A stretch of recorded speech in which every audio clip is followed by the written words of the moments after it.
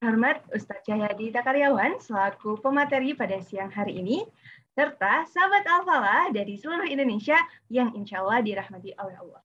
Alhamdulillahilladzi khalaqal insana fi ahsani taqwim wa 'allamahul bayan. Wassalatu wassalamu ala Rasulillah Sayyidil Basyiratul Ustadul Insaniyah sallallahu alaihi wasallam. Wa ala alihi wa sahabatihi wa man ihtada bi sunnatihi wa da'a bi da'watihi ila yaumiddin. Amma ba'du. Puji syukur kehadirat Allah Subhanahu wa taala karena berkat rahmatnya serta hidayahnya kita semua dapat berkumpul kembali dalam acara ngaji bareng Yayasan Dana Sosial Al-Falah dengan tema Generasi Al-Quran versus Media Sosial. Bersama saya, Dinda Rahmadani, selaku moderator yang akan memandu jalannya acara pada siang hari ini. Baik, Bapak Ibu sekalian, sebelum mulai pada acara pagi siang hari ini, alangkah lebih baiknya untuk kita yang tidak berhalangan bisa menyalakan kameranya terlebih dahulu dan juga menonaktifkan mikrofonnya. Baik, Bapak Ibu sekalian, alangkah lebih baiknya jika kita mengawali acara pada siang hari ini dengan bacaan ayat suci Al-Quran. Langsung saja, mari kita dengarkan pembacaan ayat suci Al-Quran. Pada yang bertugas, dipersilahkan.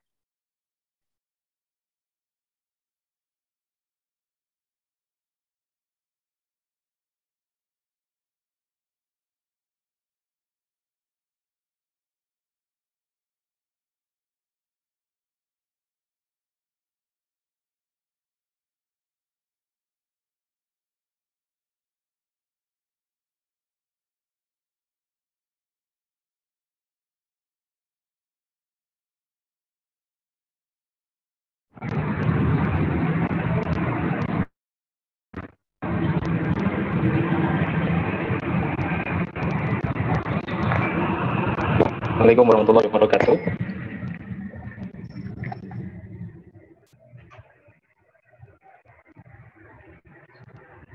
Suara masuk.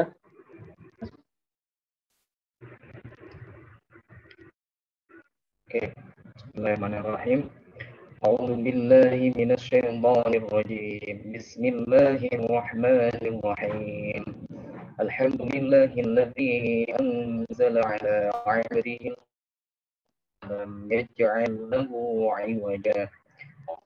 ينذر بأسا شديدا من لدنه ويبشر المؤمنين الذين يعملون الصالحات أن لهم أجرا حسنا ماكثين فيه أبدا وينذر الذين قالوا اتخذ الله ولدا ما لهم به من علم ولا لآبائهم كبرت كلمة إن يكن نفسك آثارهم إن لم يؤمنوا بالحديث أسفا إنا جعلنا بزينة لها لنبلوهم أيهم أحسن عملا وإنا لجاعلون ما عليها أم حسب أن أصحاب والرقيب كانوا من آياتنا عجبا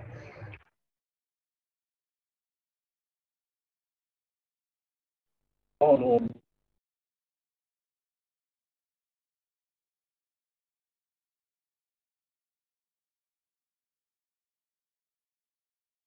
wabarakatuh.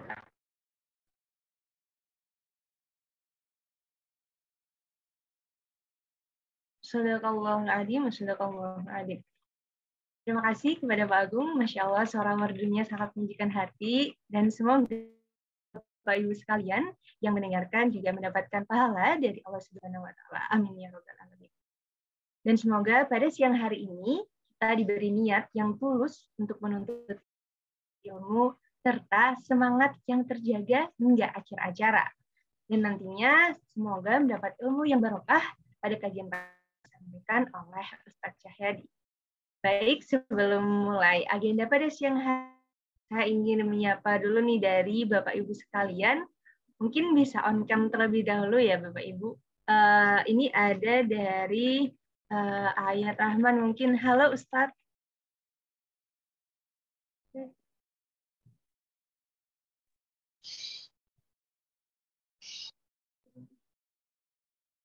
Oke, mungkin ini ada Ibu Nariswara. Assalamualaikum.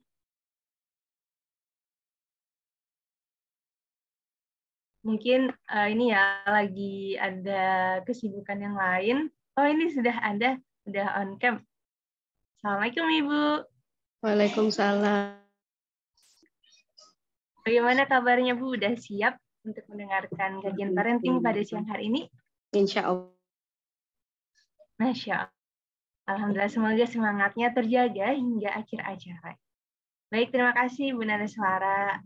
Baik, selanjutnya nih ada dari Aula Toma Aficena jadi SF mungkin nyapa terlebih dahulu ya. Assalamualaikum. Waalaikumsalam warahmatullahi. Baik, Masya Allah itu meskipun masih di jalan tapi tetap semangat ya untuk mengikuti acara pada siang hari ini ya, Masya Allah Bapak. Iya, Bismillah, tetap semangat Mbak. Baik, terima kasih.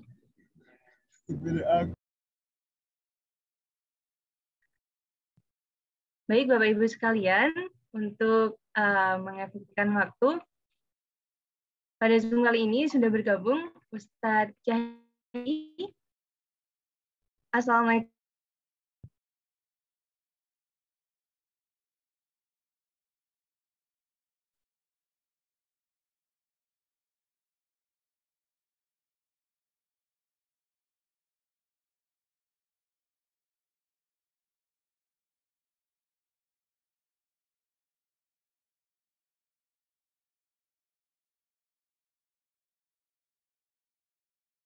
Ya Ustadz, apakah terdengar jelas? Waalaikumsalam warahmatullahi wabarakatuh. Ya, bisa Mbak Dinda. Baik, Alhamdulillah. Bagaimana kabarnya Ustadz? Alhamdulillah, baik, sehat. Masya Allah. Baik, Ustadz Cahyadi sepertinya udah siap banget nih untuk mengisi kajian parenting pada siang hari ini. Nah, karena itu untuk itu saya menyampaikan pemaparan dari pada siang, insya Allah akan hingga pukul 15. Baik, kepada Ustadz Cahyadi. Oke. Baik.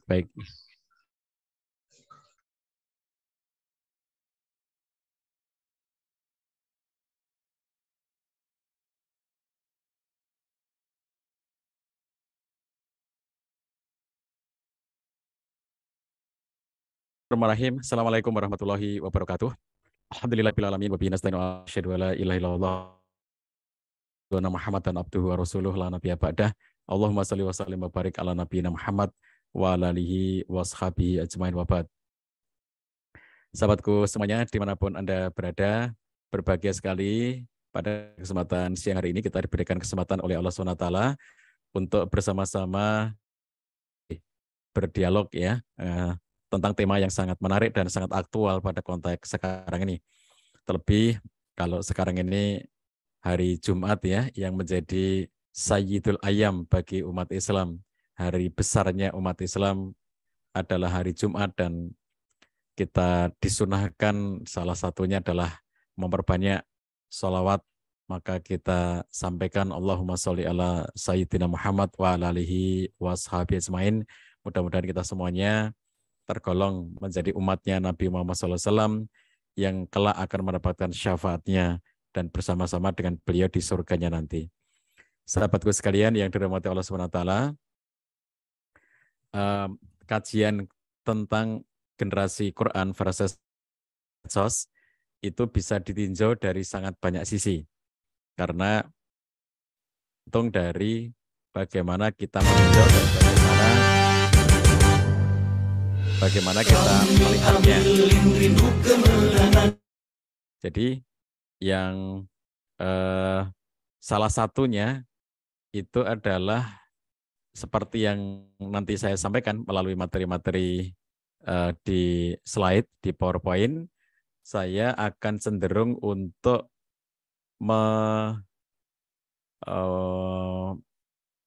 mensinergikan lah, lebih tepatnya gitu ya, lebih mensinergikan dari tema ini bukan dalam konteks untuk mempertentangkan, tapi dalam konteks untuk mensinergikan. Karena tentu saja kita juga tidak mau jika terjadi dikotomi. Misalnya kalau kita katakan medsos seakan-akan, dan kalau kita katakan Quran seakan-akan tidak ngerti medsos, gitu ya. Nah, kita juga tidak mau terjadi dikotomi seperti itu. Nah, karena semuanya akan kembali kepada niatan masing-masing. Bagaimana dengan medsos itu kita bisa menyebarluaskan nilai-nilai Quran, itu justru menjadi harapan kita. Bagaimana melalui medsos itu justru bisa menjadi sarana untuk mendekatkan masyarakat luas kepada Quran. Nah, itu nanti tema pembahasan saya mengarah kepada sinergi, ya. Jadi bagaimana mendekatkan dan bagaimana mencoba untuk menyatukan, karena kita tidak berpikir untuk mempertentangkan. Karena lagi-lagi ini pilihan cara pandang. Ya, kita bisa juga untuk mengambil sisi-sisi yang berlawanan, berhadapan, dan bertentangan, tetapi saya tidak mengambil dari sisi itu. Saya akan mengambil dari sisi-sisi yang lebih konstruktif untuk kita ajak bagaimana generasi kita saat ini menjadi generasi yang Qurani, dan bagaimana mereka-mereka yang sekarang ini hobi medsos menjadikan medsos itu sebagai sarana untuk mengaplikasikan nilai-nilai Qurani, dan bagaimana kemudian mereka menjadikan medsos sebagai sarana untuk memperjuangkan nilai-nilai Quran dalam kehidupan. Baik sahabat sekalian yang dirahmati Allah SWT, kalau kita perhatikan ya, generasi Qurani yang kita harapkan tumbuh pada generasi, setiap generasi, dari generasi ke generasi, dari waktu ke waktu, tumbuh generasi-generasi Quran itu, di antara yang kita harapkan dari mereka, materinya, slide-nya boleh diklik, next lagi. Yang kita harapkan dari mereka itu adalah munculnya dari waktu ke waktu generasi yang menjadikan Quran sebagai pedoman dan sumber rujukan utama dalam kehidupannya. Jadi generasi Quran itu berada pada satu posisi di mana apapun yang dilakukannya, apapun yang dikerjakannya, pilihan-pilihan keputusan yang harus diambilnya, itu semuanya bermula dari Quran. Pedoman-pedoman kehidupannya bermula dari Quran. Sumber rujukan utama dalam kehidupannya adalah Quran. Misalnya contohnya seperti ini. Jika akan memilih kuliah di mana misalnya ya, ini kalau adik-adik yang masih sekolah, misalnya kita mau belajar sekolah di mana, kuliah di mana. Memutuskan untuk belajar kuliah di mana itu, pertimbangan utama kita, pedoman utama kita itu harus dari Quran. Apakah kuliah yang akan aku jalani itu akan bersesuaian, sejalan, atau bertentangan dengan nilai-nilai Quran. Apapun fakultasnya, terserah ya, mau fakultas teknik, mau fakultas kedokteran, mau fakultas MIPA, atau apa saja, seluruh fakultas itu, jadi pertimbangan-pertimbangan kita itu bagaimana kita nanti akan memahami perkuliahan, akan memahami semua isi-isi dari tema-tema kuliah itu sesuai dengan pedoman Quran, menjadikannya sebagai rujukan utama kita.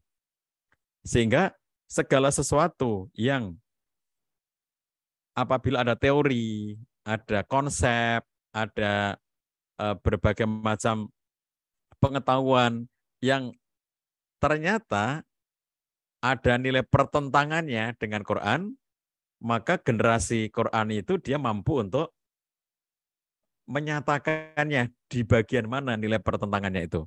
Sehingga dia bisa bersikap bahwa yang diterima seluruhnya adalah hal-hal yang bersesuaian dengan nilai-nilai Quran, dan hal-hal yang tidak sesuai dengan nilai-nilai Quran adalah itu cukup untuk menjadi pengetahuan, tetapi kita tidak menerima sebagai sebuah kebenaran, apalagi keyakinan. Ini yang dimaksud dengan menjadikan Quran sebagai pedoman dan sumber rujukan utama. Jadi dalam segala sesuatu, nyari kerja juga begitu. Misalnya ya, teman-teman sudah lulus kuliah atau bahkan sebagian dari adik-adik kita lulus SMA itu memilih untuk bekerja, tidak kuliah gitu ya. Tidak masalah. Tetapi milih pekerjaan yang kayak apa, milih pekerjaan di mana, itu nomor satu pedoman yang kita gunakan itu adalah adakah hal-hal yang nanti bisa bertentangan dengan nilai-nilai Quran. Misalnya kerja yang sifatnya jualan. Apakah jualannya itu sesuatu yang dibolehkan oleh Quran? Ataukah menjual sesuatu yang ternyata secara zatnya itu dilarang dalam Quran? Itu contoh ya, bahwa pedoman hidup kita, sumber rujukan utama dalam kehidupan kita itu semuanya dari Quran. Nah tentu ketika kita mengatakan Quran ini bukan berarti bahwa hanya dengan Quran, karena kita juga tahu bahwa Allah SWT menyatakan kul in kuntum tuhibbunallah fattabi'uni. Maka ketika ada hal-hal yang membutuhkan elemen-elemen praktis bagi kita untuk menjalaninya, ada perangkat bernama sunnah Nabi SAW, di mana penjelasan-penjelasan yang terperinci dari Quran itu adanya pada sunnah Nabi SAW dengan contoh yang nyata dari kehidupan Nabi SAW. Nah, generasi Quran itu juga adalah generasi yang dekat dan akrab dengan Quran. Jadi mereka bukan generasi yang jauh dari Quran, bukan generasi yang tidak mengenal Quran, generasi yang tidak akrab-akrab dengan Quran. Sehingga misalnya ya pada contoh cara pandang, kemudian pembicaraan, diskusi, obrolan, ya, selera bahkan ya, itu semuanya dekat dengan Quran, semuanya akrab dengan Quran. Contohnya gini, kalau dalam kehidupan sehari-hari ya, yang dikatakan dekat dengan akrab dengan Quran itu misalnya gini, kita berpakaian, ya, kita memakai pakaian.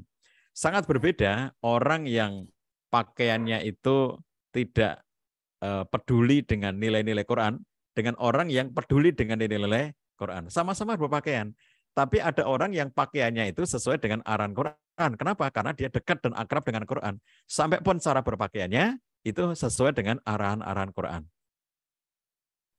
Kemudian misalnya dalam konteks makanan ya, makan itu kan semua orang makan ya, entah dia beriman apa tidak, semua orang itu makan gitu. Nah bedanya apa generasi Qurani dengan yang tidak Quran itu? Kalau generasi Quran itu ya makan itu yang nomor satu dipikirin adalah apakah makanan ini dibolehkan untuk dimakan sesuai dengan Quran dan petunjuk Nabi Sallallahu Alaihi Wasallam. Itu contoh generasi Qurani selalu dekat dan akrab dengan Quran, maka makannya dia, minumnya dia, kulinernya dia, jalan-jalannya dia, ke tempat mana dia tuju, di tempat mana dia nongkrong, ya, ngopi di mana, kemudian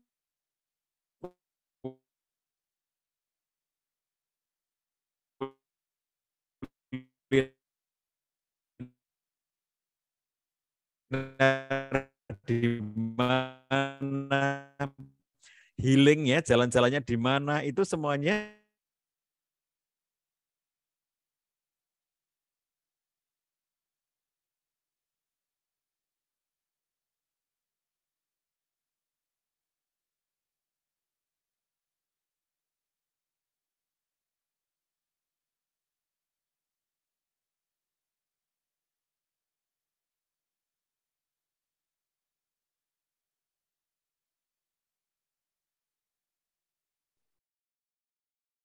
mengapa dikatakan ayat? Karena memang itu ayatnya Allah SWT.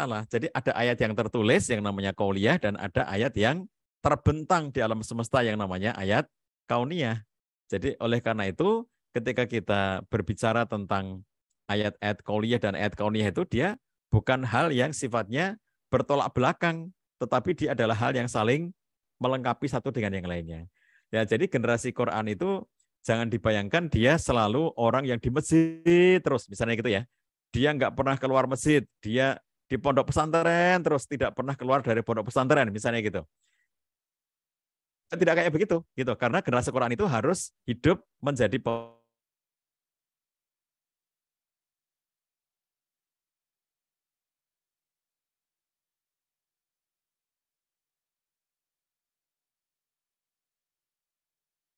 dengan Quran. Nah, kita juga menyaksikan sahabatku sekalian ada pemimpin-pemimpin levelnya nasional gitu ya, yang mereka itu kelihatan banget bahwa mereka itu dekat dengan Quran gitu ya. Meskipun mereka pejabat tinggi, tapi mereka tidak pernah meninggalkan Quran dan selalu berbicara dengan nilai-nilai Quran. Kemudian generasi Quran ini juga generasi yang selalu mempelajari Al-Quran dan berusaha untuk mengamalkannya. Kita itu nggak pernah selesai belajar Quran ya, meskipun adik-adik ada yang belajar di pondok pesantren ya, ada yang belajar di kampus-kampus Quran gitu. Jangan merasa bahwa itu sudah menyelesaikan semua urusan kita dengan Quran, karena belajar Quran itu nggak pernah selesai di sepanjang kehidupan kita. Dan kita mengulang-ulang pelajaran Quran itu ya, itu bukan berarti kalau kan ini di antara problem umat di zaman kita sekarang itu. Kita itu kan bukan umat yang memiliki kekuatan hafalan, nah, kira-kira gitu ya. Jadi kalau ada generasi para sahabat Nabi terdahulu, itu generasi yang mereka sangat kuat hafalannya. Quran itu dijaga oleh Allah SWT. Inna nahnu nazzalna dzikra wa inna lahu lahafidun. Kamilah yang menurunkan Quran itu dan kami pula yang menjaganya.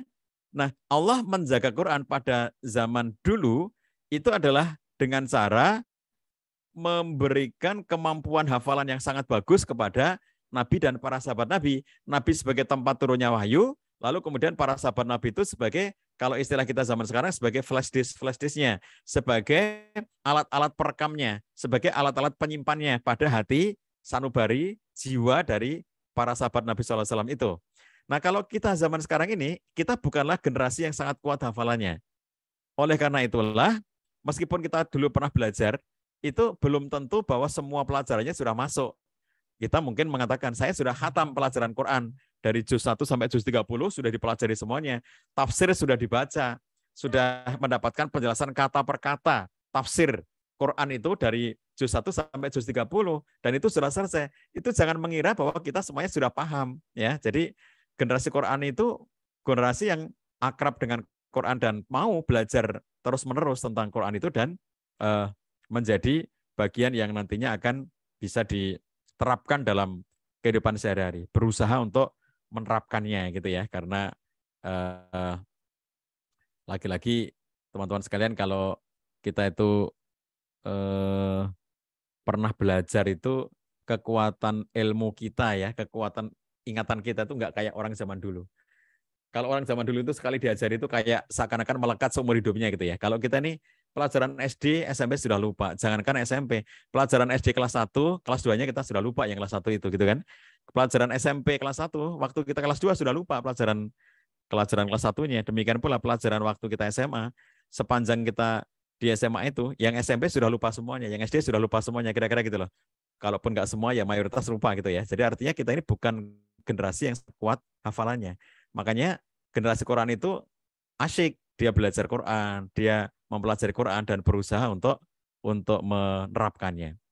Kemudian juga generasi yang meninggalkan segala perilaku, segala sikap, segala tindakan yang berlawanan dengan ajaran-ajaran Quran.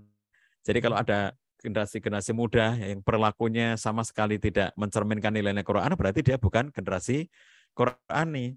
Kalau ada generasi muda yang dia tidak mengindahkan ya perintah atau larangan, dia tidak peduli dengan hal yang dilakukannya itu benar atau salah gitu ya, itu tentu saja bukan generasi Qurani. Generasi Qurani itu dia menjadikan Quran sebagai pedoman, oleh karenanya kalau ada hal-hal yang bertentangan, berlawanan dengan ajaran Quran, dia pasti akan meninggalkannya.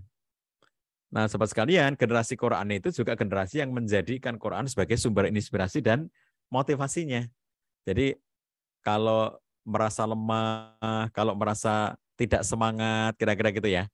Nah, namanya generasi Quran itu dia menyemangati diri, melecut diri, memotivasi diri, menginspirasi diri gitu ya dengan Quran.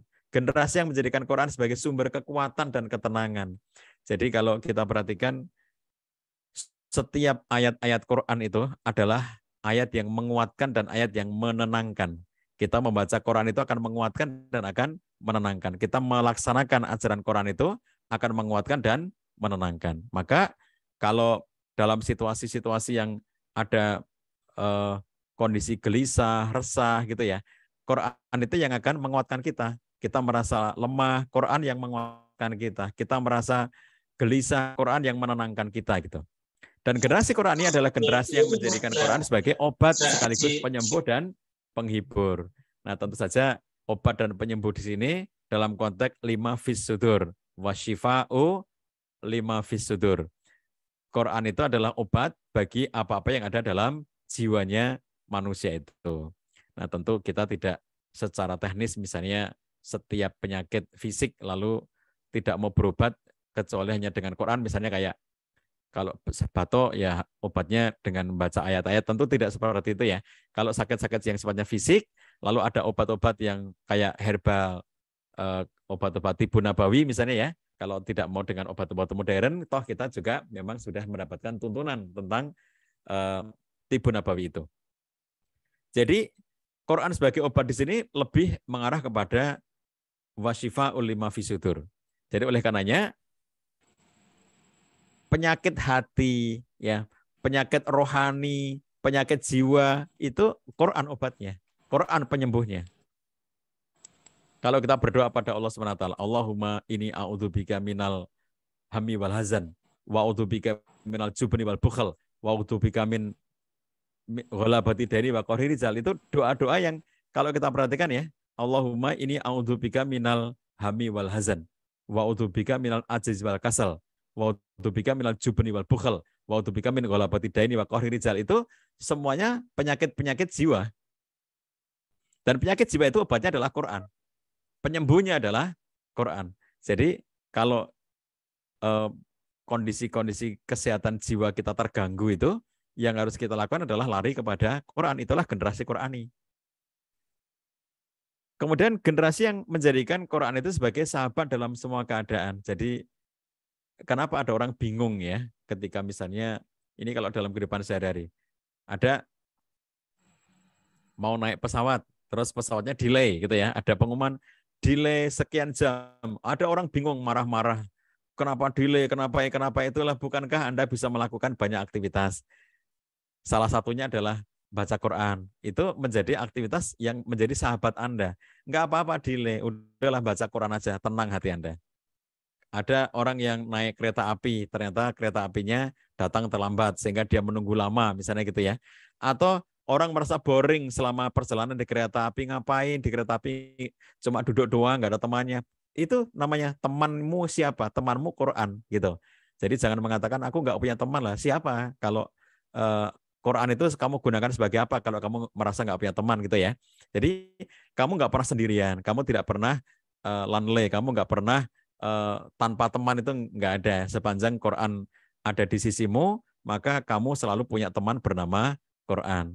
Dan Quran itulah yang nanti kelak akan menerangi alam kubur kita, dan Quran itu yang nanti akan menemani kita di alam barzah kita. Maka jadikan dia sebagai sahabat dalam semua keadaan. Ini generasi Quran yang kita inginkan gitu ya. Jadi saya ingin menggambarkan sesuatu yang luas supaya kita tidak terjebak dalam pemahaman-pemahaman yang menyempitkan, seperti membayangkan generasi Quran itu generasi yang dia duduk diam di masjid, baca Quran terus, ngaji Quran terus, dan tidak pernah kemana-mana. Nah, tentu tidak seperti itu. Kita ingin bahwa generasi Quran itu Quran yang berjalan sebagaimana Nabi SAW disifatkan oleh Aisyah radhiyallahu anha, kana khuluhu Quran, adalah akhlaknya Nabi SAW itu Quran. Makanya dikatakan the living Quran, Quran yang berjalan. Perjalanannya Nabi, kegiatannya Nabi, aktivitasnya Nabi itu adalah kegiatan-kegiatan yang menunjukkan Quran. Oke, next lagi kita bicarakan berikutnya. Lalu apa generasi medsos itu? Next, sahabatku sekalian, pertama kita pahami dulu ya siapa generasi medsos. Ternyata kalau untuk konteks kita sekarang, studi menunjukkan generasi yang paling medsos untuk saat ini namanya generasi Z. Ya, jadi kita masih suka nyebutin secara tidak tepat dengan mengatakan generasi milenial. Padahal milenial itu sekarang sudah tua gitu ya. Jadi generasi yang paling medsos saat ini itu generasi Z. Itu generasi setelah Y. Y itu yang milenial ya. Generasi Y itu milenial, kemudian setelah generasi Z berlalu, sekarang generasi Z. Jadi generasi Z ini ada proporsi penduduk di Indonesia itu terbanyak kalau dari segi persentasenya, yaitu 27,94%. Ini kalau dilihat dari proporsi penduduk itu ya, ini termasuk jumlah yang terbesar dibandingkan dengan proporsi kelompok usia yang lainnya. Nah, jadi ini berarti mereka itu dominan saat ini ya. Paling dominan itu sekarang itu generasi Z gitu. Nah, siapa yang masuk kategori generasi Z adalah yang lahirnya pada rentangnya 97 sampai 2012 lahirnya. Jadi kira-kira umur mereka itu antara 10 sampai 25 tahun saat ini. Atau sampai 26 tahun lah maksimal gitu ya saat ini gitu. Jadi itu masih masuk generasi Z. Jadi yang sering kita omongin generasi Y itu mereka itu sudah 30-an, sudah 40-an sekarang. Jadi kalau masih sering dengar tema-tema mendidik generasi milenial gitu ya, mereka itu sekarang sudah pendidik, bukan mendidik generasi milenial gitu ya. Yang kita didik sekarang itu adalah generasi Z gitu. Yang umurnya paling muda adalah 10 tahun dan mereka itu kelompok umur yang paling banyak dari seluruh strata penduduk di Indonesia. Nah, secara sederhana generasi Z ini dibagi menjadi dua kelompok, yaitu yang masih sekolah dan yang sudah selesai sekolah, karena rentangnya panjang ya, antara 10 sampai 25 tahun. Itu berarti sebagian dari mereka itu masih sekolah, ada yang masih SD itu sudah 10 tahun itu sudah generasi Z saat ini ya. Kemudian SMP dan SMA. Sebagian yang lainnya kuliah, dan sebagian yang lain karena 25 tahun itu mereka sudah menikah. Jadi ada generasi Z sebagian yang sudah menikah dan sudah punya anak, tapi sedikit karena yang paling banyak pada kelompok umur yang masih sekolah gitu. Kalau kita perhatikan generasi Z ini adalah tenaga kerja baru di dunia kerja kita saat ini. Jadi kan mereka ini ada yang lulus sekolah lalu kerja, ada yang lulus kuliah lalu kerja. Jadi saat ini generasi Z ini adalah pendatang baru di dunia kerja, gitu ya. Nah, jadi pendatang baru di dunia kerja itu didominasi oleh generasi Z. Sebelumnya didominasi oleh generasi milenial, generasi Y. Sebelumnya lagi generasi X, dan kemudian sebelumnya lagi adalah generasi baby boomers. Nah, saya ini baby boomers ya, ayah dari generasi milenial. Jadi bapak ibunya generasi milenial itu adalah generasi baby boomer, angkatan saya. Ada pula yang menjadi generasi X. Jadi generasi X itu ada yang punya anak milenial dan ada yang punya anak generasi Z. Kalau saya generasi baby boomers, ada yang punya anak generasi Y dan generasi Z. Kalau Z sudah cucu gitu nanti. Nah, bagaimana dengan karakter generasi Z ini? Next kita lihat ya, supaya nanti kita bisa memadukan antara generasi Quran itu dengan generasi Z. Ternyata generasi Z itu adalah generasi yang dikatakan paling fresh karena dia next klik lagi. Nah, ini ada satu survei ya yang dilakukan oleh Harris Poll menunjukkan bahwa generasi Z adalah generasi yang kreatif dan mereka adalah digital native. Jadi generasi yang paling kreatif itu untuk konteks tenaga kerja kita saat ini adalah generasi Z. Kalau kemarin-kemarin ya, beberapa tahun yang lalu itu kita menyebutnya generasi milenial, itu sudah berlalu. Mereka sekarang sudah istilahnya itu kesaing gitu ya, karena ada pendatang baru generasi Z yang sekarang ini sudah mulai memasuki dunia kerja dan mereka paling kreatif dibandingkan dengan generasi sebelumnya. Jadi tumbuh kembangnya generasi Z itu bersamaan dengan perkembangan teknologi digital. Ini menyebabkan mereka bisa dibilang nggak bisa lepas dari teknologi digital itu. Sejak belum lahir mereka sudah kenal, kan beda dengan generasi saya. Saya setelah tua baru ngerti dunia digital gitu ya. Tapi generasi Z ini sejak dalam kandungan mereka sudah mengenal digital gitu. Dalam survei yang dilakukan oleh Randstad menunjukkan bahwa karyawan yang berusia 18 sampai 25 tahun yang merupakan rentang usia generasi Z sebagian besar lebih memilih untuk berhenti bekerja daripada tidak bahagia. Coba perhatikan ini. Salah satu problem dari generasi Z adalah mereka itu generasi yang rentan terhadap tekanan. Jadi mereka ini kalau generasi sebelumnya, generasi Y, generasi X, generasi baby boomers gitu, itu akan menyebut mereka itu sebagai generasi yang cengeng gitu. Generasi Z ini dianggap sebagai generasi cengeng. Kenapa? Karena rentan terhadap tekanan. Mereka ini begitu menemukan tekanan-tekanan dalam kehidupannya gitu, itu merasa tidak bisa kuat berlama-lama dalam tekanan, makanya termasuk dalam tekanan dalam dunia kerja, mereka lebih enjoy untuk keluar saja dari pekerjaan ketimbang mereka harus tidak bahagia dalam pekerjaannya itu. Nah, ini juga yang kemudian menyebabkan mereka itu disebut sebagai generasi yang paling healing gitu. Mereka ini karena merasa dirinya itu tidak kuat tekanan, maka ingin menyeimbangkan kehidupan dengan jalan healing, mekanisme healing. Next, klik lagi. Makanya banyak postingan ya, banyak status generasi Z itu yang bentar-bentar healing. Lalu di TikTok cerita tentang di mana mereka healing. Di YouTube mereka menunjukkan ya kawasan wisata mana yang dia kunjungi, tempat kuliner mana yang dia kunjungi, nongkinya sama siapa dengan teman-temannya di mana gitu ya. Itu bagian dari healing. Healing yuk. Jadi ini generasi yang paling healing. Yang dibandingkan dengan generasi-generasi sebelumnya, kita sangat jarang mendengar istilah bentar-bentar healing itu ya generasi Z ini. Yang generasi paling healing itu ya generasi Z ini. Nah, jadi mereka ini disebut sebagai terutama yang lahirnya setelah tahun 2000-an. Jadi kalau generasi Z yang lahirnya tahun 2000-an, tahun 2000 sekian ke sini gitu ya, itu dikatakan lebih lemah dan lebih manja. Itu yang tadi saya katakan cengeng ya. Di mata generasi X, di mata generasi Y, di mata apalagi baby boomers, mereka itu generasi yang cengeng. Jadi tidak kuat dengan tekanan gitu. Beberapa dari mereka merasa lebih mudah tertekan dengan adanya konten-konten di media sosial yang berhubungan dengan orang-orang yang sukses di usia yang masih sangat muda. Ini rentannya, contoh kerentanannya itu ya. Jadi kalau generasi Z ya, lalu dia menyaksikan teman-temannya seusia yang sudah sukses, rentan dirinya itu. Dia menjadi stres. Dia gampang stres oleh postingan orang-orang yang sudah jalan-jalan ke Turki, jalan-jalan ke Italia, jalan-jalan ke Paris, temannya yang lagi startup di bisnis online, ngerti-ngerti sudah ngajak keluarganya jalan-jalan ke Belanda gitu ya. Itu sesuatu yang membuat mereka tuh stres gitu. Jadi di dalam studi yang dilakukan oleh beberapa kalangan, nanti di bagian akhir dari tulisan saya ini, itu saya tunjukkan dari mana saya mendapatkan data-data ini ya. Nanti lihat teman-teman boleh minta materi saya ini boleh di-share ya, silakan di-share, silakan disebarkan, teman-teman boleh menggunakannya. Di bagian akhir ini saya tunjukkan dari mana saya mendapatkan data-data ini. Ada sekian banyak referensi yang saya gunakan untuk mendapatkan data-data ini. Jadi mereka ini ternyata itu nggak tahan tekanan ya. Jadi generasi Z itu makanya dikatakan cengeng tadi ya, manja itu, karena nggak tahan tekanan.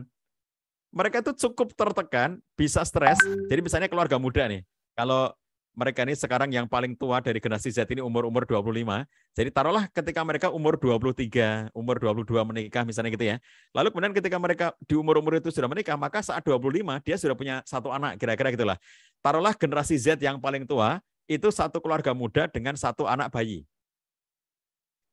Lalu kemudian mereka ini sudah menjalani kehidupan, terus ngelihat postingan Instagram temannya, TikTok temannya, YouTube temannya, lagi jalan-jalan ngelihat bunga tulip di Belanda gitu ya, bersama dengan keluarganya gitu. Itu mancing kerentanan ya pada keluarga-keluarga muda yang lainnya, sesama generasi Z itu. Jadi rupa-rupanya generasi Z ini generasi yang sangat rentan terhadap hal-hal yang sifatnya sensitif seperti ini. Jadi kalau dikatakan konten sensitif yang dihapus oleh medsos, ya ternyata konten sensitifnya generasi Z itu adalah keberhasilan dari teman-teman segenerasinya. Itu jadi sensitif bagi mereka gitu. Nah, kondisi ini yang membuat mereka itu merasa mudah tertekan secara psikologis, akhirnya mereka merasa insecure dan tidak berdaya, ya merasa aduh, aku belum apa-apa nih, temanku yang startup sudah sampai sana, temanku yang startup sudah sampai sana, sekarang sudah membuka cabang lagi perusahaannya, sekarang sudah membuka usaha yang baru lagi. Nah, itu ngelihat teman-temannya mulai tumbuh berkembang itu ya, itu tekanan bagi dirinya. Lalu merasa dirinya tidak berdaya, merasa dirinya itu tertekan secara psikologis, merasa insecure, dan akhirnya mereka berusaha untuk menyeimbangkan kehidupannya dengan satu mekanisme yang mereka sebut sebagai healing gitu. Nah, jadi healing ini mereka lakukan dengan cara mereka sendiri atau berkelompok dengan ngajak teman-temannya gitu ya. Jadi terminologi healing inilah yang digunakan oleh generasi Z untuk menggambarkan cara mereka keluar dari tekanan yang mereka hadapi. Nah, di antara mekanisme healing yang mereka lakukan itu diantaranya adalah ngambil cuti ya. Setelah mereka dia merasa sudah banting tulang kerjanya itu, dia merasa sudah sangat luar biasa pekerjaannya. Tapi kok teman-teman yang lain sudah tampak begitu eksis gitu ya, lalu akhirnya dia merasa ini satu hal yang tidak dia merasa nggak kuat dengan tekanan yang, apalagi kalau nanti dibanding-bandingin ya sama orang tuanya itu teman kami itu yang lulusan seangkatan dengan kamu, sekarang dia sudah membuka perusahaan baru loh. Nah, itu contoh-contoh kayak begitu ya. Makanya Anda lihat ya postingan TikTok yang dibuat oleh netizen, dialog antara seorang ayah dengan anaknya yang generasi Z itu ya. Kamu di rumah aja, kata ayahnya. Kerja sana tuh teman kamu yang lulusan sama dengan kamu itu, dia sudah punya perusahaan besar, dia sudah punya gaji besar gitu. Anaknya bilang, Bapak itu enak aja ngomong, lihat tuh Pak Jokowi, seumuran Bapak sudah jadi presiden. Bapak itu sudah seumuran Pak Jokowi nggak jadi apa-apa gitu. Nah jadi kalau kita perhatikan anak-anak seperti ini rentan banget dengan satu perbandingan-perbandingan yang segenerasi. Nah dia tidak akan terlalu cemas jika dibandingkan dengan generasi Y atau X apalagi, karena mereka sudah generasi mapan. Tapi mereka akan sangat rentan ketika dibandingkan dengan generasi mereka sendiri yang lebih sukses. Next, klik lagi. Teman-teman sekalian, kalau kita perhatikan dari kriteria generasi ini ya, walaupun dicap sebagai generasi yang lemah dan manja, ya terutama oleh generasi sebelumnya, oleh generasi X, generasi Y, ngelihat mereka itu kamu tuh cengeng, lemah, manja gitu ya. Tetapi mereka adalah tenaga kerja baru yang paling segar. Mereka tuh memang fresh, generasi yang paling fresh. Jadi mereka lebih melek secara teknologi, mereka lebih cepat beradaptasi dengan teknologi. Ini teman-teman yang berkutat dengan dunia bisnis online, saya melihat betapa generasi-generasi baru ini sudah mengalahkan generasi-generasi lama ya di dunia online itu. Jadi dulu ketika pertama kali muncul bisnis online itu, kami yang menikmati bisnis online di awal-awal dulu, kita merasa berjaya dengan suksesnya bisnis online di masa itu. Lalu berangsur-angsur, beralih zaman, kondisi berubah, lalu generasi-generasi saya ini sudah, kalau istilah Jawanya, kepontal-pontal gitu untuk memahami dunia bisnis online.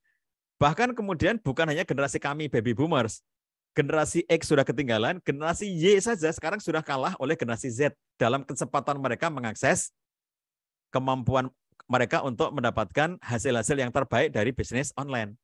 Jadi saya kemarin ketemu contoh generasi Y ngobrol dengan saya dan dia bilang begini, sekarang rumit banget Pak Jah, tidak kayak dulu. Zaman saya mengawali bisnis online dulu, saya itu bisa mendapatkan kunci-kunci keberhasilan itu dan saya sudah tahu. Sehingga kunci-kunci itu saya gunakan dan itulah yang menyebabkan saya sukses di zaman itu gitu. Nah, sekarang ini itu semuanya berubah. Jadi sekarang itu jauh lebih rumit daripada masa-masa terdahulu. Nah, kerumitan-kerumitan yang tercipta di zaman sekarang itu yang lebih mampu menjawabnya adalah generasi Z, bukan lagi generasi Y, apalagi generasi X gitu. Jadi meskipun mereka itu dicap sebagai manja, kemudian rentan, kemudian cengeng gitu ya, tapi realitasnya mereka juga tenaga yang segar dan paling mampu untuk beradaptasi dengan kebaruan-kebaruan di dunia teknologi modern saat ini. Mereka juga adalah generasi yang sangat dinamis, kreatif, dan selalu berpikir out of the box. Jadi nggak kebayang ya ngelihat anak-anak muda zaman sekarang bagaimana dengan jenis-jenis pekerjaan mereka, bagaimana dengan cara mereka nyari duit. Generasi saya, baby boomers itu, kita nyari penghasilan, nyari pekerjaan itu apa? Kita tuh mesti berpikir formal. Misalnya masukin lamaran kemana, pengen jadi pegawai negeri, pengen jadi polisi, pengen jadi tentara, pengen jadi pegawai BUMN gitu kan?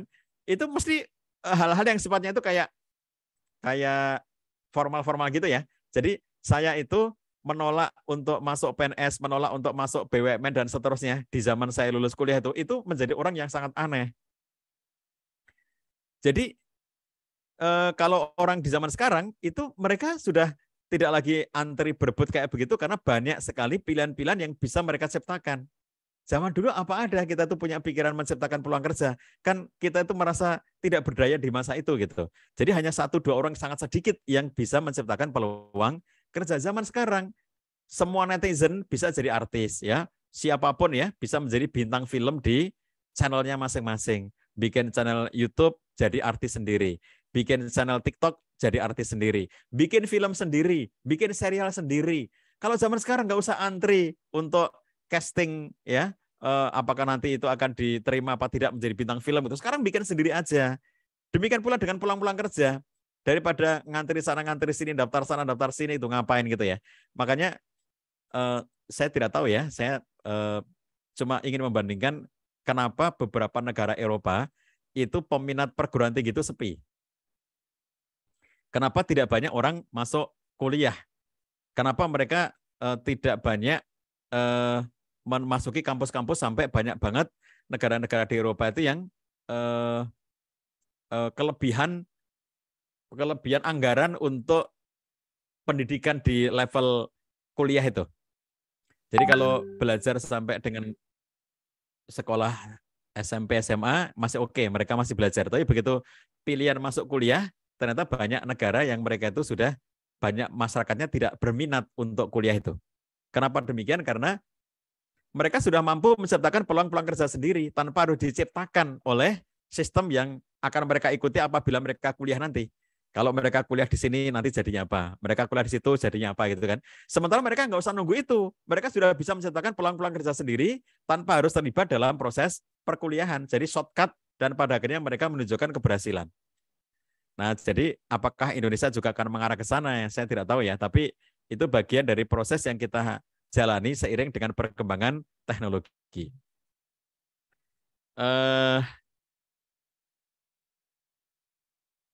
Next, oke. Jadi industri masa depan itu dianggap membutuhkan sumber daya manusia yang mengerti tentang teknologi. Oleh karenanya generasi Z ini hadir di waktu yang tepat, pada kondisi yang tepat, dan pada akhirnya mereka menjadi orang yang bisa membawa harapan-harapan ke depan. Tapi sekarang tantangannya apa? Tantangannya adalah dalam dunia online itu ada hal yang tidak bisa terkendalikan. Nah, di sini tantangan bagi orang tua. Bahwa sisi positifnya generasi Z ini menjadi generasi yang menjadi harapan masa depan kita. Tapi problemnya adalah kalau mereka tidak terbekali dengan baik, maka mereka tidak akan bisa membedakan mana yang harus dijadikan sebagai tuntunan dan mana yang tidak boleh dijadikan tuntunan. Itulah sebabnya tadi saya katakan kita membuat satu cara untuk mensinergikan bagaimana agar generasi Qur'ani itu, ya, generasi Z ini menjadi generasi Qur'ani, generasi medsos itu menjadi generasi Qur'ani, generasi yang Qur'ani itu juga mengerti tentang teknologi. Itu yang tadi saya katakan di depan, bahwa kita tidak mempertentangan vis-a-vis seakan-akan kalau Qur'ani tidak ngerti medsos dan kalau medsos berarti tidak Qur'ani. Kita ingin menggabungkan bahwa bagaimana caranya, tantangan ini dijawab. Tantangannya adalah bahwa dalam semua postingan medsos itu tidak ada editorial. Coba teman-teman perhatikan, dalam semua postingan medsos, dalam semua agenda-agenda medsos tidak ada editorial. Apa yang dimaksud dengan editorial? Zaman dulu, ketika kita itu mengakses media, yang kita dapatkan adalah koran, majalah, dan televisi. Saya di zaman saya muda, baca koran, baca majalah, nonton televisi, dengerin radio. Nah, semua yang dimuat di koran, semua yang dimuat di majalah, semua yang ditayangkan di televisi, semua yang ditayangkan di radio, itu melalui proses yang namanya editorial. Apapun itu, ya, itu selalu pakai proses yang namanya editorial. Tentu editorial ini tidak netral, ya, karena tergantung dari pemilik media, gitu. Jadi misalnya contohnya kalau medianya itu mengarahkan dia kepada satu kecenderungan warna tertentu, gitu ya, maka editorialnya akan mengarah ke sana. Kalau pro pemerintah, ya editorialnya semua apapun kejadiannya itu akan mengarah kepada muji-muji pemerintah. Dan kalau dia menjadi oposisi gitu ya, maka apa saja kejadian itu pasti akan diarahkan untuk melawan pemerintah. Itu namanya editorial. Nah, apapun ya, meskipun itu ada nilai-nilai bias dari editorial itu, tetapi ada pihak yang bertanggung jawab atas tampilan-tampilan yang ada di koran, ada di majalah, ada di televisi, ada di radio, yang apabila itu dianggap melanggar, maka mereka bisa dibredel. Izin terbitnya bisa dibredel, izin terbitnya bisa dipersoalkan, dicabut gitu. Nah, sekarang medsos, pengguna medsos jutaan. Bagaimana cara memberdelnya? Satu persatu capek deh gitu, ya. Dulu media mainstream itu hanya berapa gelintir.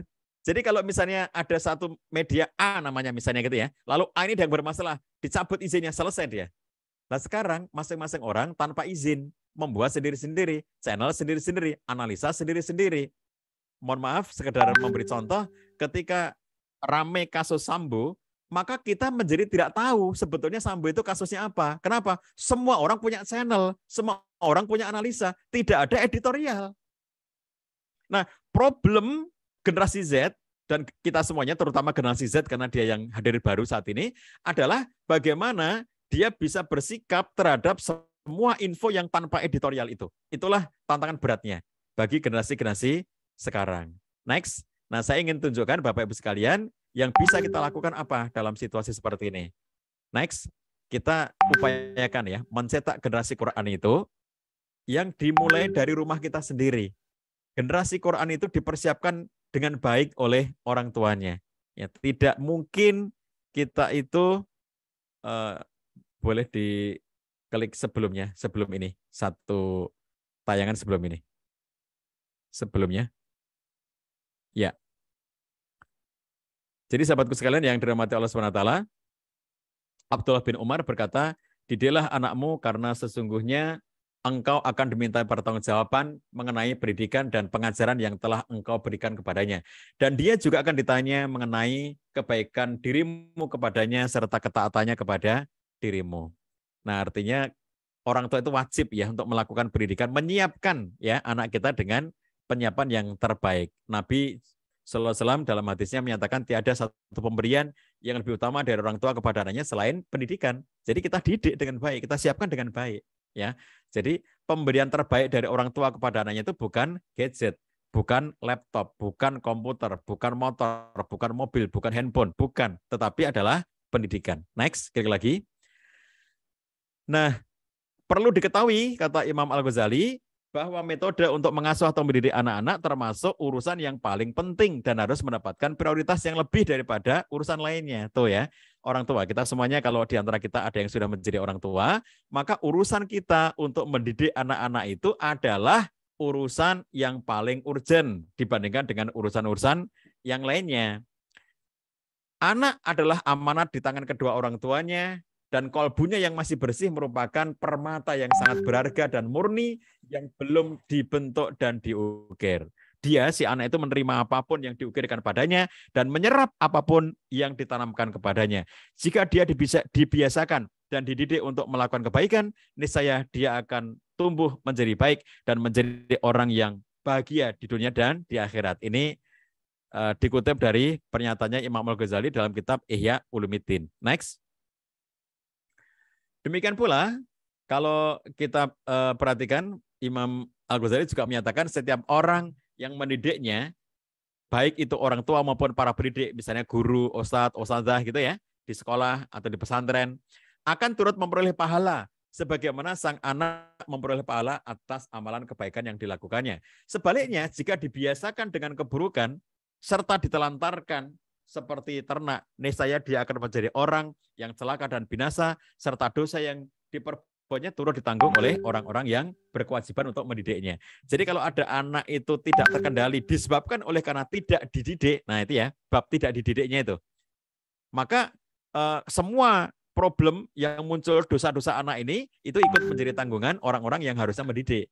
Tapi kalau dia sudah dididik, sudah dikondisikan, di rumah diajari baik-baik, di sekolah diajari baik-baik, tapi ternyata anak terpengaruh lingkungannya, dan ternyata anak ini sempat melakukan ketidakbaikan, maka dalam contoh seperti itu, babnya adalah dia sudah melakukan proses pendidikan. Hanya ada hal lain yang menyebabkan anak ini menjadi tersesat atau menjadi jahat gitu. Next.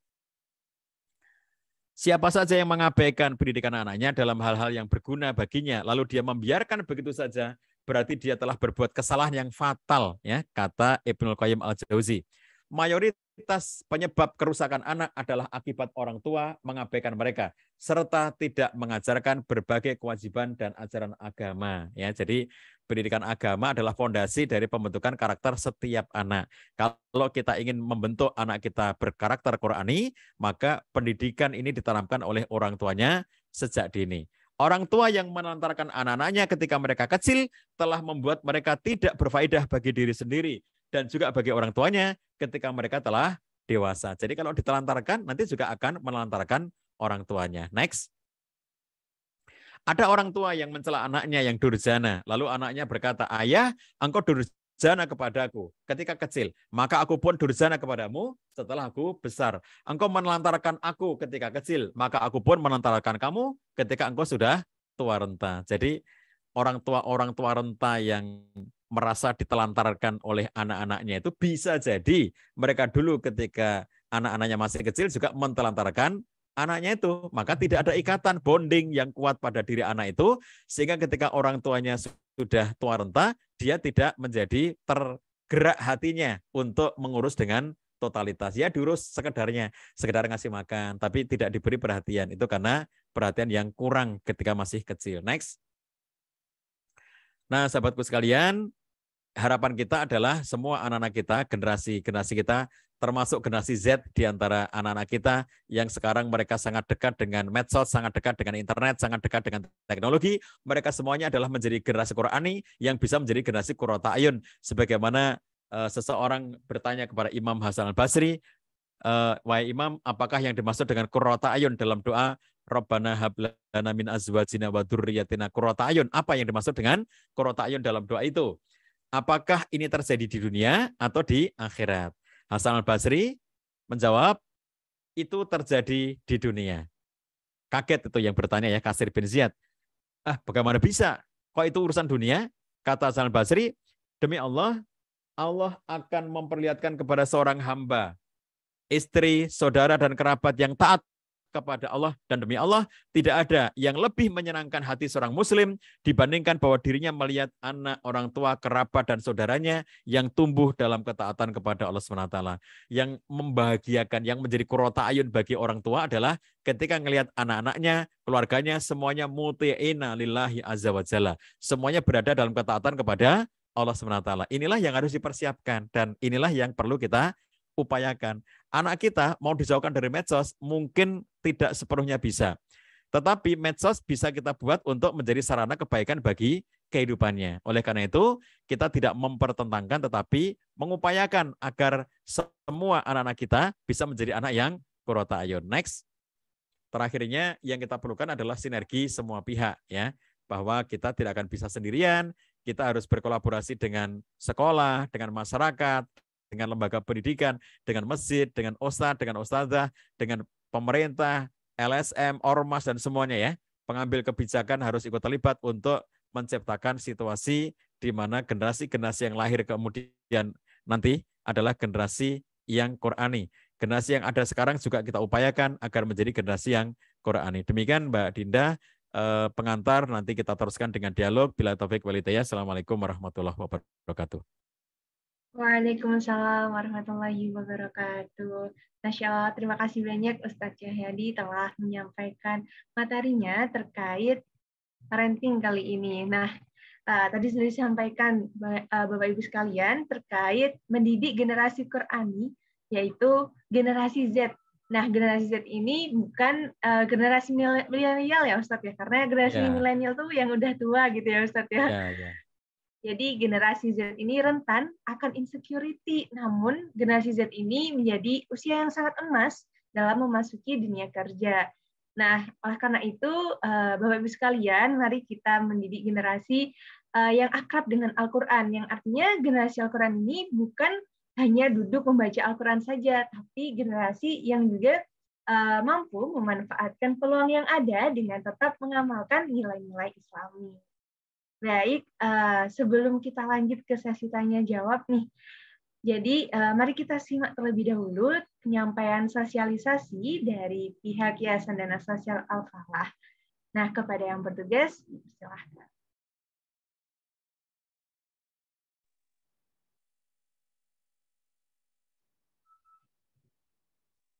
Baik, terima kasih Mbak Dinda atas kesempatannya. Baik, mohon izin Ustadz Cahyadi, kita mau menyampaikan sesuatu dulu. Bismillahirrahmanirrahim. Assalamualaikum warahmatullahi wabarakatuh. Ya, tadi luar biasa nih Bapak Ibu atas penyampaian dari Ustadz Cahyadi, mulai dari kondisi saat ini seperti apa, kemudian mulai dari dibahas karakteristik mungkin dari generasi Z seperti apa, kemudian berikut dengan tantangannya, dan juga bagaimana kemudian kita bisa menanamkan kepada anak kita mungkin nanti yaitu sebuah ajaran atau prinsip-prinsip yang ada di dalam Al-Quran. Nah, sebelumnya saya mohon izin, saya Ganang Gumilar dari Lasnas YDSF Malang. Mohon izin untuk pertama menyampaikan program di YDSF Malang, yakni kita terdiri dari 5 bidang program atau 5 pilar program, yaitu program pendidikan, program yatim, program dakwah, program masjid, dan terakhir program sosial kemanusiaan. Nah, untuk di tahun ini kita insya Allah juga memiliki fokus tiap tahunnya, salah satunya yaitu program air bersih. Dan kita sampai saat ini insya Allah sudah membangun beberapa sumur, dan mohon izin untuk memutarkan video terkait air bersih itu. Mohon izin saya share screen terlebih dahulu.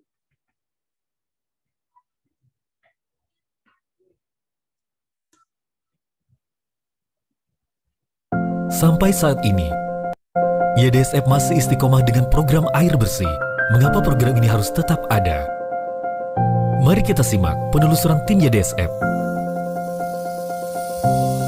Bukan ini tapi...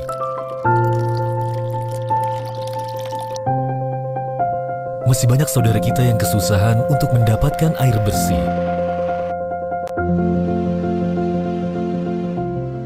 Daerah tersebut antara lain Jabung, Bantur, Sumber Pucung, Paga, Kalipare, Sumber Manjing Wetan, dan Donomulyo.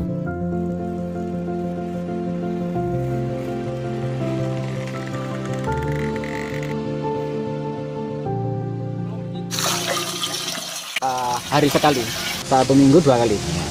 Itu hanya cukup untuk keseharian, maksudnya masak Dan minum. Itu Mandi, cuci, ya kemana? lain lagi itu nanti nunggu ada bantuan dari bapak yang peduli. Kalau nggak ada bantuan? Ya belum Oke. bisa. Assalamualaikum warahmatullahi wabarakatuh. Perkenalkan, nama saya Wahyudi dari RT 8 Dusun Tumamiri, Desa Arjosari. Nah, dalam setiap tahunnya kita semua warga di sini selalu kekurangan, harus beli untuk minum, untuk mandi, apalagi kalau untuk membangun kita harus beli banyak-banyak keluar duit. Bantuan yang sudah tersalurkan 2019 sampai dengan 2021 menghabiskan dana sebesar 1.170 juta rupiah.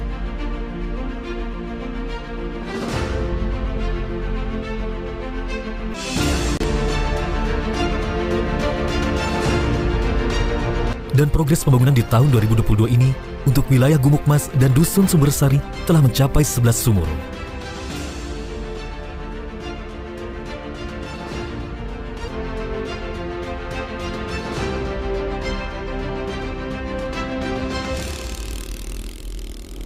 Insya Allah, rencana pembangunan sumur bor ada 10 titik, dan untuk 5 titik sampai akhir tahun ini.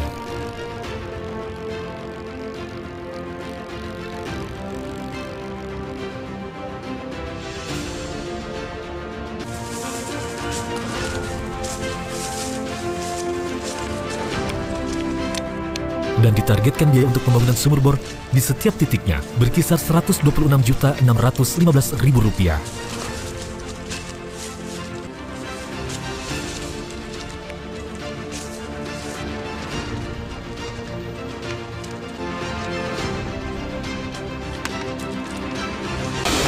Alhamdulillah, ini dibor mulai 2 minggu yang lalu, kedalamannya sekitar 67 saja. Nanti dikasih tandon mas, biar cepat dipakai oleh warga, biar nggak begitu jauh lagi kita mengambil air mas. Untuk minum, untuk kita ini sangat susah sekali mas mengambil air kita ini. Ya itu tadi saya alhamdulillah, kita alhamdulillah sekali ada bantuan seperti ini. Diriwayatkan dari Abu Daud nomor hadis 1680 meninggal dunia. Sedekah apakah yang afdol untuknya? Nabi Shallallahu Alaihi Wasallam menjawab, sedekah air. Lantas Sa'ad pun menggali sumur untuk ibunya. Lalu ia mengatakan, ini sumur untuk Ummu Sa'ad. Mari bersama wujudkan air bersih untuk negeri. Sampai saat ini, YDSF Mas. Iya, itu tadi adalah cuplikan video. Salah satu video program YDSF Malang yaitu terkait air bersih. Jadi kita insya Allah sampai di akhir tahun 2022 ini insya Allah akan terus berikhtiar untuk bisa membangun di 5 titik terakhir, yaitu di beberapa titik di daerah Jawa Timur khususnya, dan tentunya kita juga membutuhkan bantuan banyak pihak untuk bisa akhirnya merealisasikan 5 titik tersebut. Maka dari itu kami mengajak para Bapak Ibu, kemudian juga peserta yang ada di sini, kemudian untuk ikut berpartisipasi di program air bersih. Nah, caranya mudah untuk ikut berpartisipasi, bisa nanti langsung ditransfer ke rekening YDSF. Insya Allah nanti akan dibantu oleh operator untuk menuliskan di kolom chat, atau nanti langsung juga bisa datang di kantor YDSF Malang, lokasinya di Jalan Kahuripan nomor 12 Malang, dan juga bisa langsung misalkan mau dijemput di rumahnya. Nanti insya Allah akan ada petugas yang akan berkunjung ke rumah Ibu untuk membantu menjembatani ataupun menyalurkan donasi dari Bapak Ibu sekalian. Nah, kemudian satu lagi saya izin menyampaikan juga terkait nanti, kebetulan di sini juga kebanyakan para orang tua dan juga mungkin ada beberapa yang berprofesi sebagai guru. Kita izin untuk menyampaikan tentang salah satu program YDSF yang lain, yaitu program pendidikan, yakni nanti kita akan mengadakan program Hari Guru di tanggal 27 November. Bantuan yang sudah tersalurkan sejak 2019 sampai dengan sebentar.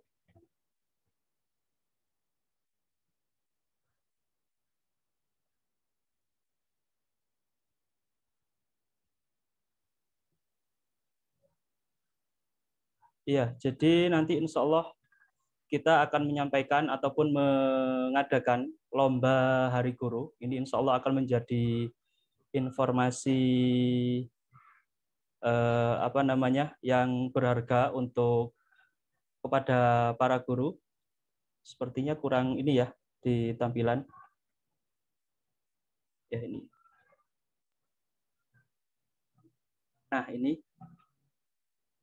Insya Allah nanti mulai jenjangnya mulai dari PAUD, RA, sampai tingkat SMP ataupun tingkat MTS. Nah, kemudian untuk persyaratannya nanti bisa langsung mungkin dikunjungi di IG kita, yaitu di YDSF_peduli, dan juga ada waktu pelaksanaannya juga, yaitu nanti mulai sebentar. Insya Allah nanti pelaksanaannya mulai dari tanggal pertengahan Oktober kemarin, kemudian sampai nanti tanggal 3 November, dan kemudian ada seleksi, dan kemudian pada akhirnya kita gongnya nanti yaitu di acara seminar pendidikan, yaitu di tanggal 27 November, dan nanti insya Allah kita akan menghadirkan beberapa pemateri, khususnya yang juga nggak kalah seru, yaitu insya Allah nanti ada Ibu Khofifah Indar Parawangsa, kemudian juga ada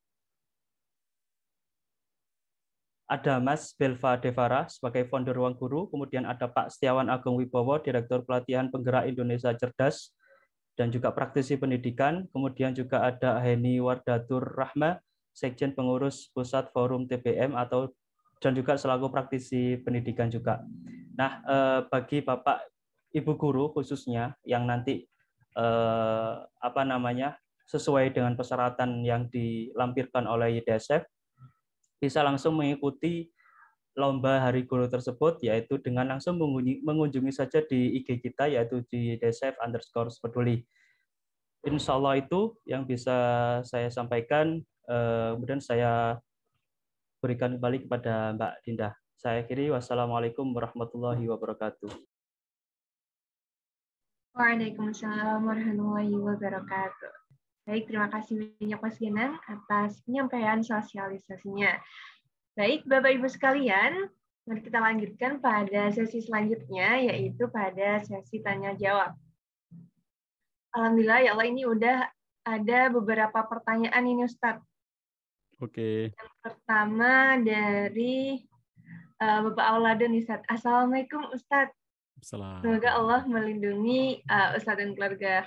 Amin. Jadi bagaimana cara atau tips jadi orang tua atau calon orang tua agar anak senantiasa bisa berkawan dengan Al-Quran?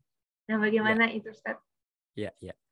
Baik, Masya Allah ya, ini menjadi satu keinginan dari semua orang tua, ya, keinginan dari semua orang tua.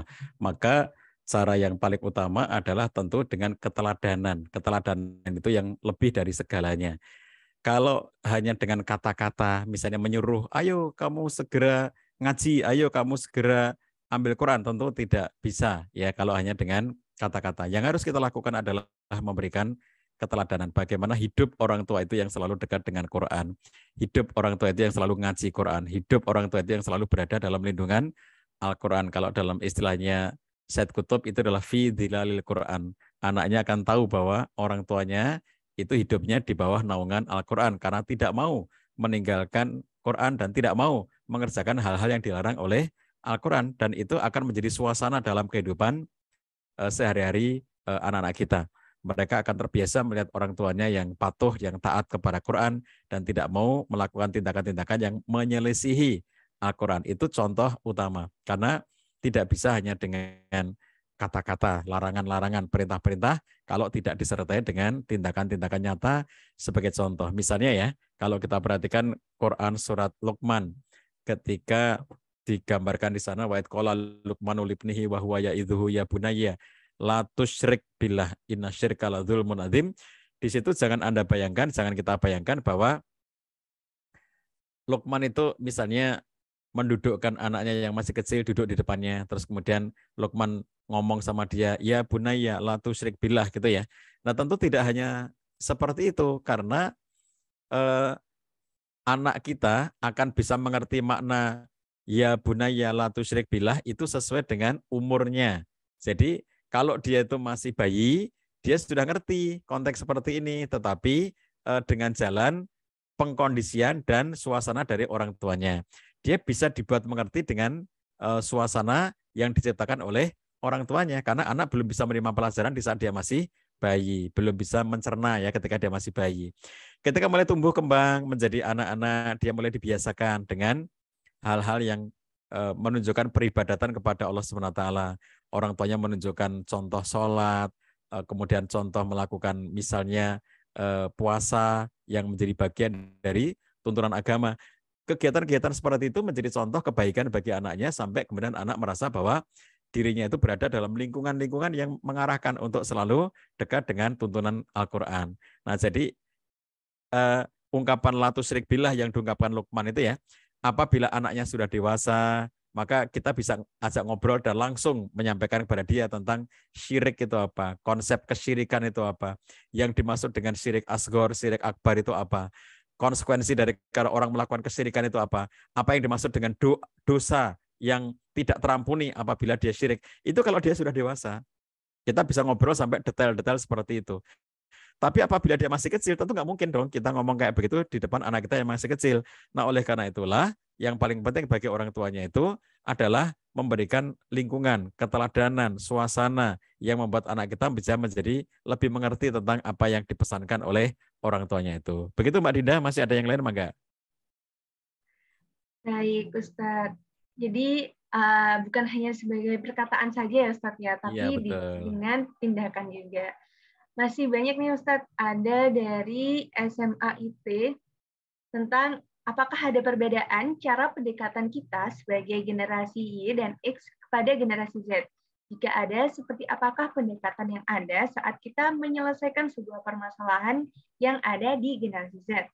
Nah, pengamatan yang ada, generasi Z sekarang itu lebih cenderung takut jika harus belajar tahsin dan menghafal Al-Quran.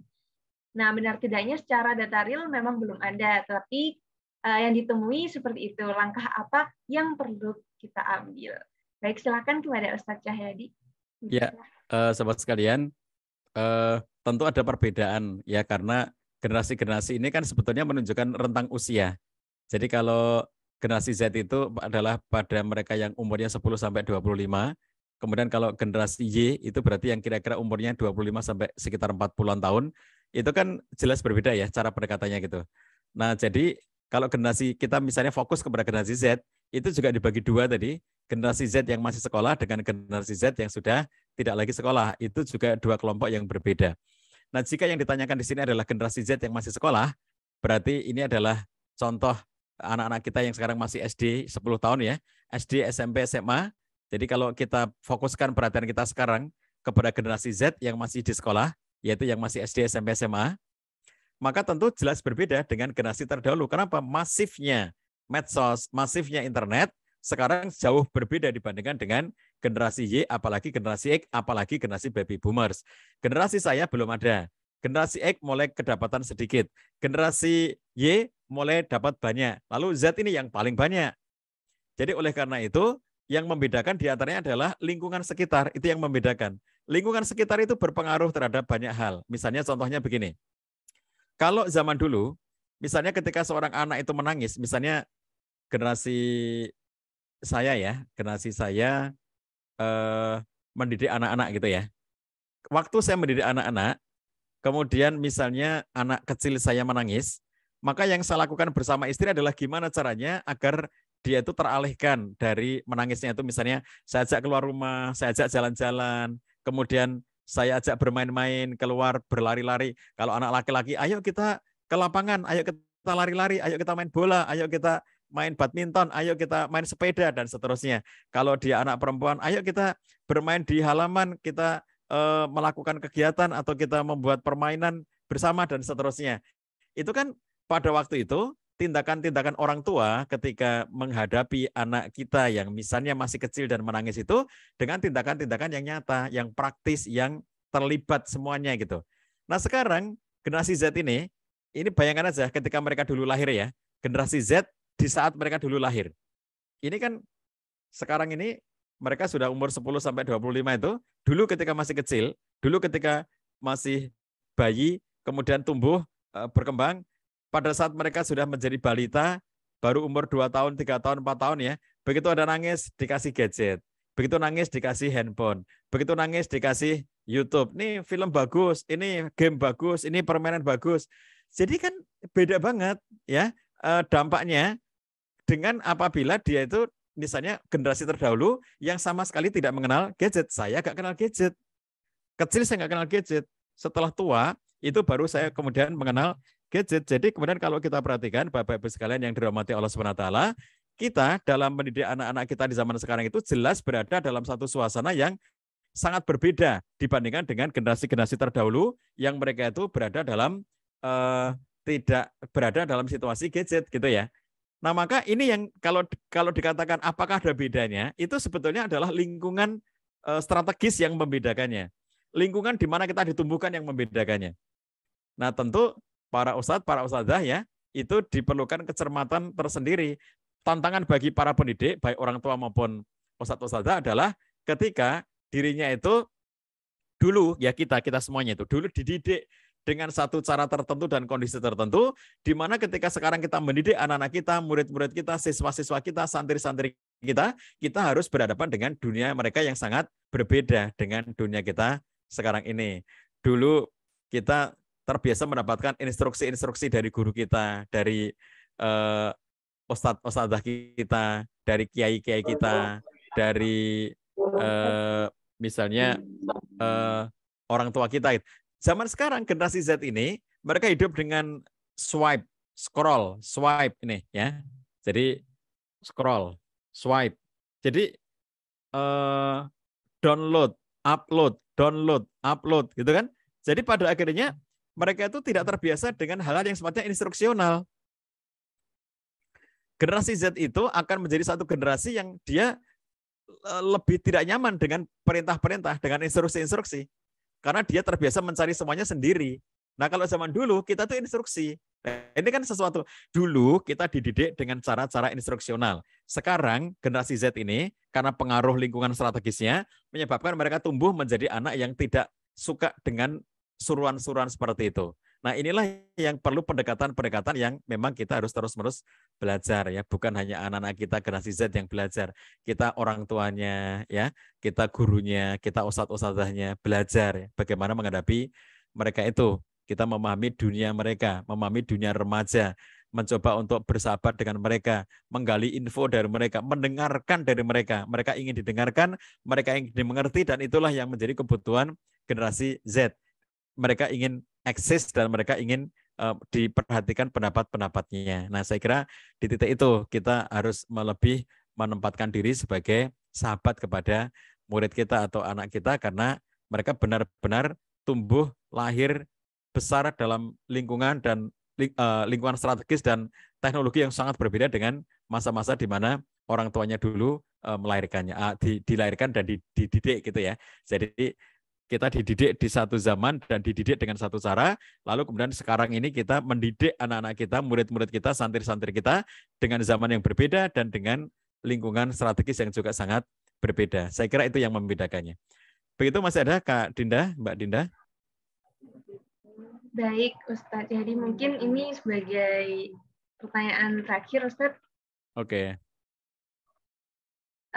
Ini ada dari Kurniawan terkait sebaiknya kapan generasi Z ini diizinkan untuk menggunakan sarana medsos. Karena awalnya tadinya tidak ingin buru-buru kenal medsos. Nah, tapi jadi lebih cepat kenal karena sekolah pun juga menggunakan teknologi. Adakah konsep pengasuhan masa akil balik yang relevan bagi generasi Z? Disilahkan bagi Ustaz Kahedi. Baik, sahabatku sekalian. Sebetulnya setiap platform itu sudah punya batasannya masing-masing. Misalnya boleh bikin akun Facebook apabila sudah umur berapa tahun. Itu kan masing-masing punya platformnya itu ya. Boleh bikin akun YouTube atas nama dirinya sendiri apabila sudah berapa tahun gitu ya. Sebetulnya setiap platform itu sudah membatasi. Tetapi meskipun demikian, sahabatku sekalian, yang perlu kita pahami adalah seperti tadi saya katakan bahwa dunia medsos itu dunia yang tanpa editorial. Itu perlu kita pahami bersama. Dampaknya pemahaman ini akan mengarahkan kita kepada kehati-hatian bahwa kalau kita memasukkan anak kita, membiarkan anak kita masuk dalam dunia medsos itu artinya kita harus terus banyak berdiskusi dengan mereka. Untuk apa medsos kamu gunakan? Gunanya untuk apa? Seperti apa kamu menggunakannya? Dengan tujuan-tujuan seperti apa kamu akan menggunakannya? Ini sesuatu yang kalau kita perhatikan menjadi hal yang sangat penting bagi orang tua itu untuk kita berada dalam nilai, bukan, kalau istilah saya tidak kepada konteks pengawasan ya. Kalau pengawasan itu kayak misalnya CCTV semacam itu. Bukan, tapi ini adalah persahabatan. Jadi persahabatan antara orang tua dengan anaknya. Di mana kita berdialog, kita kemudian mengerti tentang apa yang diperlukan dalam kehidupannya. Itu menjadi sesuatu yang lebih nyaman bagi anak kita. Tapi kalau pengawasan itu kesannya diawasi, kemudian pantau terus-menerus gitu, itu juga membuat suasana yang tidak nyaman. Anak lebih pandai untuk menyembunyikan daripada orang tua yang pengen mengawasi. Oleh karena itu, lebih tepat kalau kita bersahabat karena kita akan bisa mendapatkan lebih banyak dari mereka.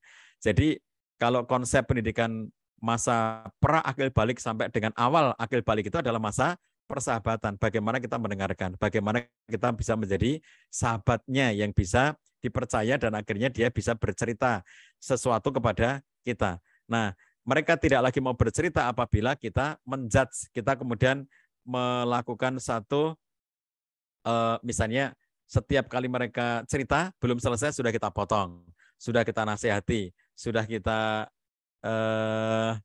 berikan satu ceramah yang panjang lah. Mereka nggak mau lagi ngobrol dengan orang tuanya karena orang tuanya itu membosankan. Kenapa? Pasti ceramah, pasti nanti ngasih kuliah, pasti nanti ngasih tausiah-tausiah yang membosankan kata mereka gitu kan. Nah, kepandaian kita di sini ya, ketika mereka itu masa-masa menjelang akil balik dan sampai kemudian akil balik awal, masa yang mereka sedang hadapi itu adalah ingin didengarkan, ingin mengekspresikan keinginan, sehingga kebutuhan yang sangat penting pada mereka adalah kebutuhan untuk dimengerti, diterima, didengarkan pendapatnya. Itu hal yang sangat urgent bagi mereka itu. Begitu secara umum teman-teman sekalian, dan seperti tadi telah disampaikan oleh tim YDSF bahwa kita semuanya diajak untuk berkontribusi, berdonasi, menjadi salah satu sarana amal soleh bagi kita semuanya untuk banyak sekali kegiatan-kegiatan kebaikan, kegiatan-kegiatan amal soleh yang dibuat di berbagai tempat, di berbagai daerah. Di antaranya tadi ada pengairan ya, membuatkan sumur, membuatkan berbagai macam sarana untuk air bersih dan seterusnya. Itu adalah amal jariah yang luar biasa. Kita mungkin tidak bisa menjadi seperti Utsman bin Affan yang membeli satu sumur dari Yahudi dan kemudian menginfakkan kepada umat Islam yang sampai hari ini sudah 1400 tahun yang lalu terus-menerus mengalir dan bermanfaat. Tetapi kalaupun kita tidak bisa seperti itu, paling tidak kita bisa ikut iuran bahwa di dalam sumur-sumur itu, bahwa dalam air yang mengalir itu, bahwa dalam air yang dimanfaatkan itu ada nilai pahala juga bagi kita karena kontribusi kita.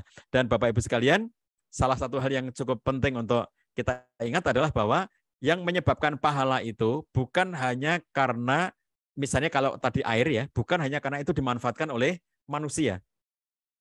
Bahkan ketika itu yang manfaatkan adalah hewan, binatang, misalnya burung yang minum air di situ, atau kucing yang minum air di situ, bahkan anjing lewat ya minum air di situ, itu memberikan pahala bagi orang yang ikut terlibat dalam prosesnya. Semua yang memanfaatkan itu, termasuk binatang-binatang yang kita tidak melihatnya karena di bawah tanah dan ikut menikmati air yang kita alirkan tadi itu adalah bagian yang menyebabkan pahala bagi orang yang berkontribusi di dalamnya. Jadi jangan hanya dibayangkan menghitung manusianya. Berapa banyak manusia di situ, jumlah kakaknya yang akan memanfaatkan air dari sumur itu. Jangan hanya menghitung itu, tapi perhatikan bahwa di situ ada tumbuhan, di situ ada hewan, di situ ada binatang ternak yang juga memanfaatkan dan bisa mengambil manfaatnya, yang akan ikut juga mengalirkan pahala kepada kita sebagai orang yang berkontribusi. Mudah-mudahan Allah berikan jariah pahalanya kepada Anda semuanya, kepada kita semuanya, atas amal baik yang disalurkan melalui dana-dana sosial YDSF ini. Demikian Mbak Dana, Mbak Dinda, mohon dimaafkan atas semua yang tidak berkenan. Bapak Ibu, sampai ketemu lain waktu. Bila taufik wal hidayah. Assalamualaikum warahmatullahi wabarakatuh. Waalaikumsalam. Baik, terima kasih banyak Ustadz Cahyadi, dan mohon maaf bagi Bapak Ibu sekalian karena sesi tanya jawab dapat diakhiri, dan mungkin Ustadz mohon ditutup dengan doa nih Ustadz. Baik Bapak Ibu sekalian, marilah kita akhiri majelis kita pada kesempatan siang hari ini dengan bersama-sama berdoa. Mudah-mudahan Allah SWT memberikan kebaikan kepada kita semuanya. Allah ampuni dosa-dosa kita. Allah berikan rahmat di dalam kehidupan kita sehingga kita bisa memiliki keluarga yang sakinah, mawaddah, warahmah, punya anak yang soleh dan solihah, dikarunia rezeki yang lancar dan penuh berkah. Kita bisa istiqomah sampai akhir hayat yang husnul khotimah, dan kelak bisa bersama-sama di jannah surganya Allah SWT. Ala diniyah wa ala kulli niyatin solihah. Al-Fatihah. A'udzubillahi minasyaitonirrajim. Bismillahirrahmanirrahim. Alhamdulillahirabbil alamin arrahmanirrahim maliki yaumiddin. Iyyaka na'budu wa iyyaka nasta'in ihdinas siratal mustaqim. Siratal ladzina an'amta 'alaihim ghairil maghdubi 'alaihim waladdallin. Amin. Allahumma sholli ala sayyidina Muhammad wa ala alihi washabihi ajmain walhamdulillahirabbil alamin. Allahumma ighfir lil mu'minina wal mu'minat wal muslimina wal muslimat al ahya'i minhum wal amwat. Rabbana la tuzigh qulubana ba'da idh hadaitana wa hab lana min ladunka rahmah innaka antal wahhab. Allahumma arinal haqqa haqqan warzuqna ittiba'ah wa arinal batila batila warzuqna ijtinabah. Rabbana hab lana min azwajina wa dzurriyyatina qurrata ayun waj'alna lil muttaqina imama. Rabbana atina fid dunya hasanah wa fil akhirati hasanah wa qina adzabannar wa qina adzabannar wa qina adzabannar. Subhana rabbika rabbil izzati amma yasifun wa salamun alal mursalin walhamdulillahi rabbil alamin.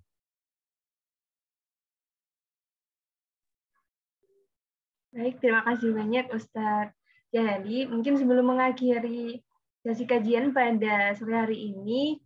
Mari kita foto bersama terlebih dahulu, Bapak Ibu sekalian. Bagi yang tidak berhalangan, boleh untuk dinyalakan kameranya. Baik, Masya Allah.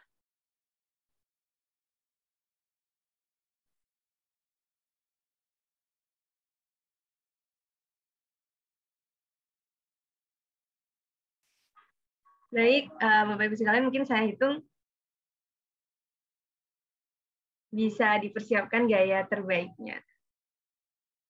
Baik, 1, 2.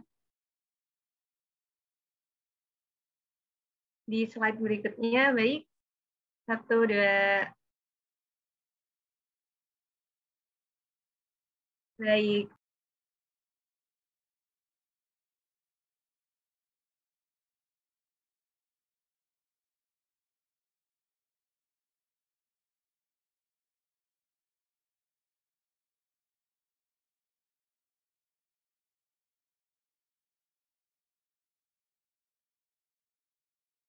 Iya. Baik, terima kasih Bapak Ibu sekalian telah meluangkan waktunya untuk mengikuti kajian pada siang kali ini. Dan juga terima kasih banyak kepada Ustadz Syahadi yang telah memberikan ilmunya terkait kajian parenting dan juga mendidik generasi Z sebagai generasi Qur'ani. Baik, sebelum acara berakhir, izinkan saya memberikan sebuah pantun, yaitu pergi ke warung membeli ciki, ternyata hanya ada satu macamnya. Saya Dinda, pamit undur diri. Jangan lupa ikut ngaji barengnya DSF berikutnya. Wassalamualaikum warahmatullahi wabarakatuh.